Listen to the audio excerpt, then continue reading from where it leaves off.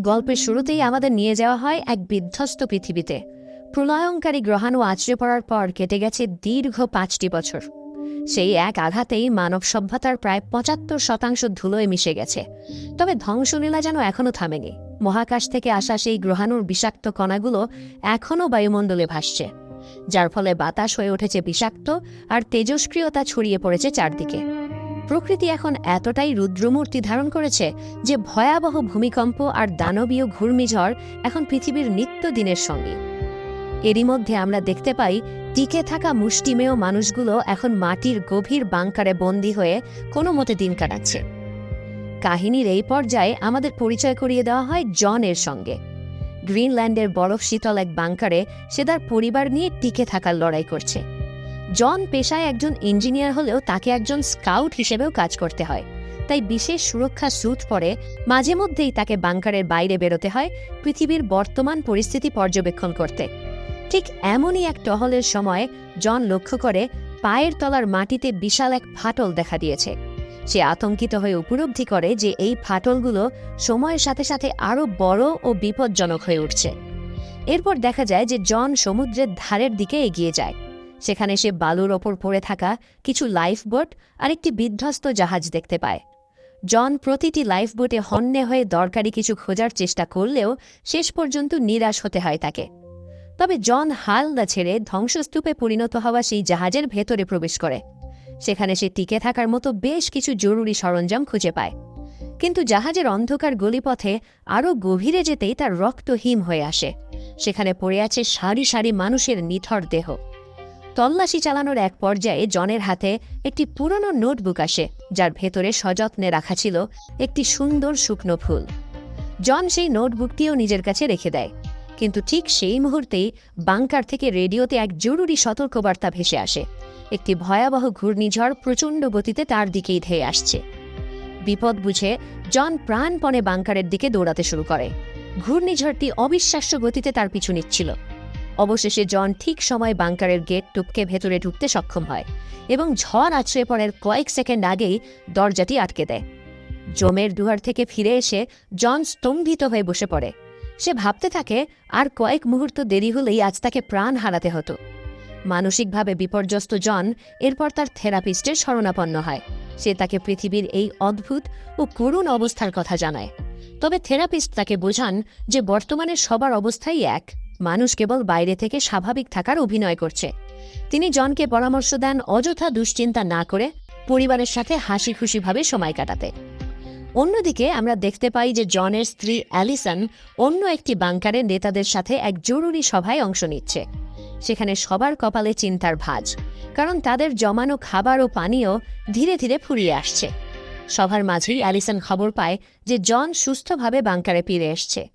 ঠিক তখনই ডক্টর আমিনা বিজ্ঞানীদের কাছ থেকে পাওয়া কিছু চাঞ্চল্যকর তথ্য উপস্থাপন করেন। গ্রহাণুর আঘাতে পৃথিবীতে যেসব বিশাল গর্ত বা ক্রেটার তৈরি হয়েছে, সেগুলো এখন মানুষের জন্য নতুন আশা হতে পারে। আমিনা জানান যে এই গর্তগুলোর গভীরতা এবং আয়তন মানুষকে শক্তিশালী ঘূর্ণিঝড় থেকে রক্ষা করতে পারবে এবং সেখানকার বাতাসও তুলনামূলক কম বিষাক্ত। অর্থাৎ বসবাসের জন্য ওই জায়গাগুলোই হতে পারে পৃথিবীর সেরা আশ্রয়। তবে তিনি সবাইকে মনে করিয়ে দেন যে সেই গর্তগুলো ফ্রান্সে অবস্থিত এবং বর্তমানে পুরো ইউরোপ জুড়ে টিকে থাকার এক হিংস্র যুদ্ধ চলছে। আলোচনার মাঝেই হঠাৎ এক প্রচণ্ড ভূমিকম্পে গোটা বাংকার যেন মাটির সাথে মিশে যেতে চায়। কিন্তু আশ্চর্যের বিষয় হলো, উপস্থিত কেউ তাতে আতঙ্কিত হয়নি। তারা শান্তভাবে কম্পন থামার অপেক্ষা করতে থাকে, যেন এমন ভয়াবহ পরিস্থিতি তাদের কাছে এখন ডাল ভাত। সে সবাইকে মনে করিয়ে দেয় যে বাংকারের বাইরে এখনও অনেক মানুষ অসহায় অবস্থায় মৃত্যুর প্রহর গুনছে এবং তাদের সাহায্য করা তাদের নৈতিক দায়িত্ব।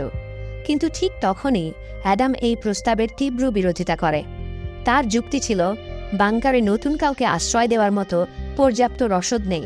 তার ওপর তারা বাইরে থেকে অজানা কোনো মরণ ব্যাধি বয়ে আনতে পারে। তবে অ্যালিসন দমে যাওয়ার পাত্র ছিল না। সে ভোটাভুটির প্রস্তাব দেয়। শেষ পর্যন্ত দেখা যায় বেশিরভাগ মানুষ অ্যালিসনের পক্ষ নেয় এবং সিদ্ধান্ত হয় যে কাল ভোরেই একটি বরফে চলার উপযোগী গাড়ি উদ্ধার কাজে পাঠানো হবে। অন্যদিকে গল্পের এক ভিন্ন প্রেক্ষাপটে আমরা দেখতে পাই জন যখন বাংকারের পুরনো পাইপ মেরামতে ব্যস্ত, তখন অ্যালিসন তার ছেলে নাথানকে বাংকারের নিরাপদ সীমানার বাইরে দেখে ভীষণ রেগে যায়। ছেলের সুরক্ষার কথা ভেবে সে তাকে কড়া শাসনে ভেতরে নিয়ে আসে। এরপর এক আবেগঘন দৃশ্যে দেখা যায় নাথান তার ঘরে ফিরে বিছানার চাদরে ছোট ছোট ফুটো করে নিচ থেকে টর্চ ধরছে। এতে বাংকারের সিলিংয়ে কৃত্রিম তারার মেলা বসে যায়, যা দেখে সে মাটির নিচে থেকেও খোলা আকাশের স্বাদ নেওয়ার চেষ্টা করছিল।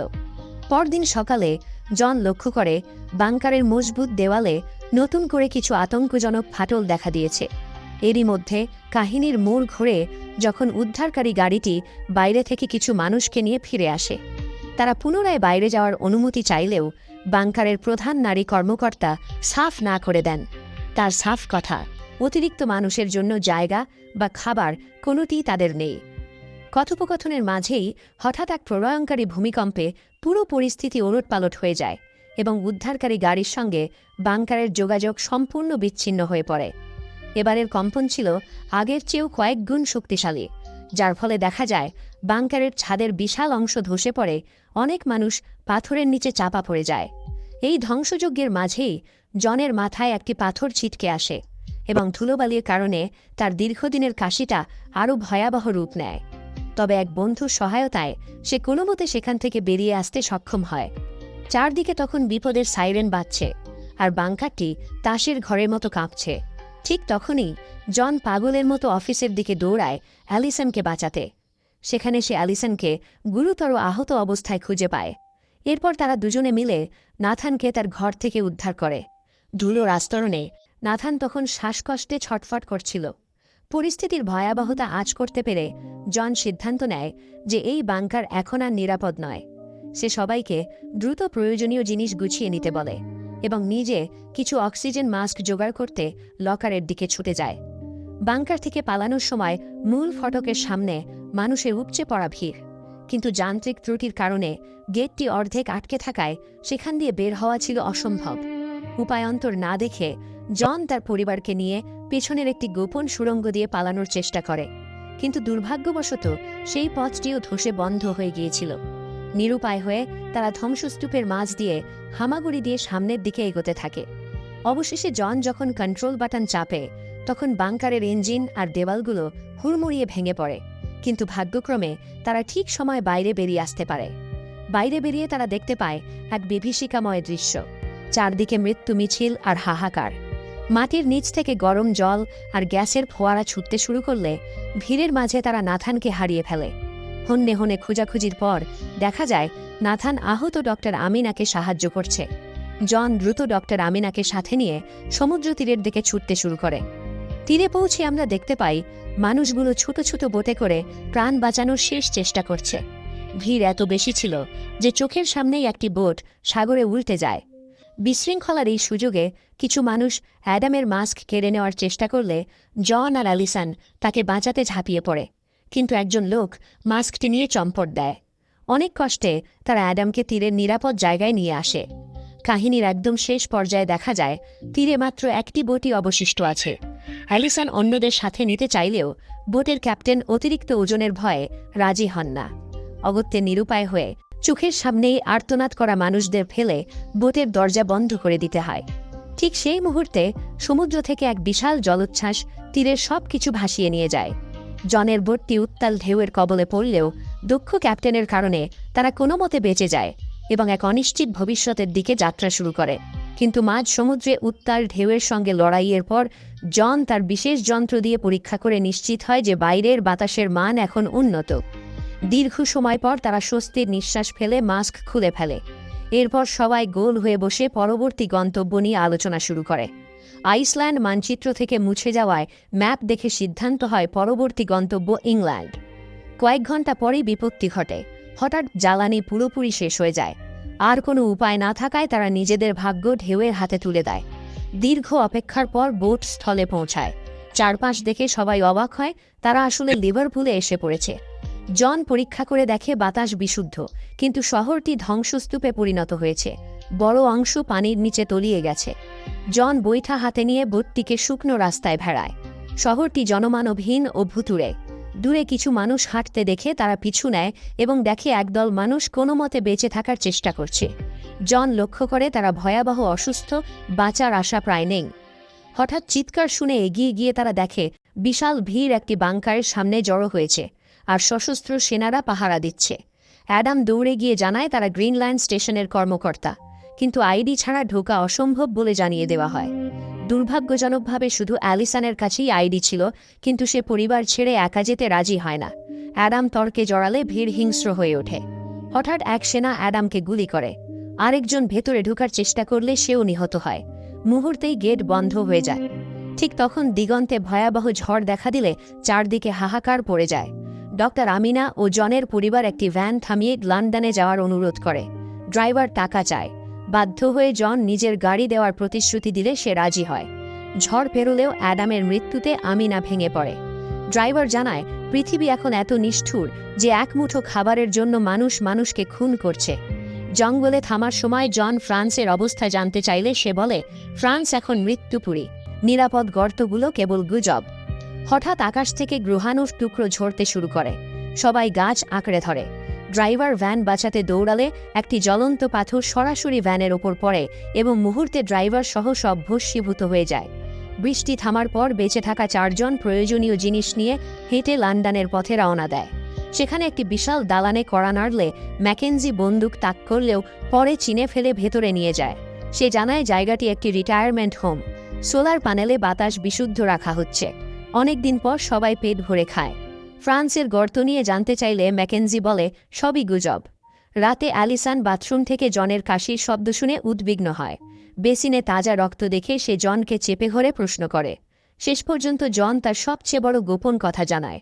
বাংকারে থাকাকালীন ডাক্তার তাকে এক মারাত্মক দুঃসংবাদ দিয়েছিল। সে জানায় বাংকারের ডাক্তার আগেই সতর্ক করেছিল কাশির সঙ্গে রক্ত মানে তার হাতে আর মাত্র 6 থেকে 8 সপ্তাহ সময় আছে।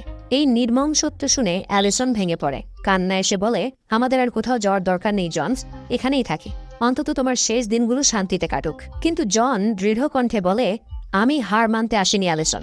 তোমাদের নিরাপদ জায়গায় না পৌঁছে দিয়ে আমি মরব না।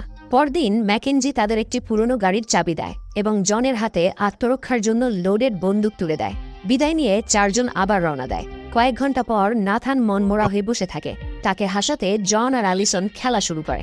ঠিক তখনই জানালার কাঁচ ভেঙে একটি বুলেট সরাসরি আমিনার গায়ে লাগে। সে মুহূর্তেই মারা যায়। তারা ডাকাত দলের কবলে পড়েছে। জন গাড়ি থেকে নেমে পাল্টা গুলি চালিয়ে একের পর এক ডাকাতকে খতম করে, কিন্তু শেষ মুহূর্তে তার গুলি শেষ হয়ে যায়। বিপদ আসন্ন মনে হতেই অ্যালিসন সাহস করে দ্বিতীয় বন্দুক দিয়ে শেষ ডাকাতটিকে হত্যা করে। এরপর তারা ভারাক্রান্ত হৃদয়ে আমিনাকে সমাহিত করে। দীর্ঘ পথ পাড়ি দিয়ে পরিবারটি এক বিশাল ধুধু প্রান্তরে পৌঁছায়, যা একসময় ছিল সমুদ্র। সামনে দেখা যায় ভয়ঙ্কর এক ভূফাটল। পার হওয়ার একমাত্র পথ দড়ির ঝুলন্ত ব্রিজ। নাথান ভয় পেলেও জন আগে এগিয়ে যায়। মাঝপথে জনের তীব্র কাশি শুরু হয়, প্রায় পড়ে যাচ্ছিল। ঠিক তখনই ঝড় উঠে ব্রিজ দুলতে থাকে। তারা প্রাণপণে দড়ি আঁকড়ে ধরে থাকে। ঝড় থামার পর একটি পাথরের ওপর আশ্রয় নিতেই দুটি ভূমিকম্পে ব্রিজ ছিঁড়ে পড়ে যায়। পাশের সিঁড়িতে থাকা এক লোক বাঁচতে গিয়ে সঙ্গীকে খাদে ঠেলে দেয় এবং লাফিয়ে নাথানের ওপর পড়ে। নাথান নিচে পড়ে যেতে থাকলে জন আর অ্যালিসন শেষ মুহূর্তে তাকে টেনে তোলে। এখন আর গাড়ি নেই, পায়ে হেঁটেই চলতে হয়। হঠাৎ গুলির শব্দে তারা দেখে ডেনিস নামের এক ব্যক্তি বন্দুক তাক করে দাঁড়িয়ে আছে। বুঝতে পেরে যে তারা সাধারণ মানুষ, সে বন্দুক নামিয়ে সাহায্য করে। শেষে ডেনিস তাদের একটি পরিত্যক্ত ফ্যাক্টরিতে নিয়ে যায়। সেখানে ডেনিস তার স্ত্রী ও ছোট মেয়ে কামিলের সাথে পরিচয় করিয়ে দেয়। আর এখান থেকেই শুরু হয় তাদের জীবনের নতুন অধ্যায়। কিছুদিন পর ডেনিসের স্ত্রী ভয়াবহ রেডিয়েশনের প্রভাবে সম্পূর্ণ পক্ষাঘাতগ্রস্ত। হুইল চেয়ারে বন্দী, কথাও বলতে পারেন না।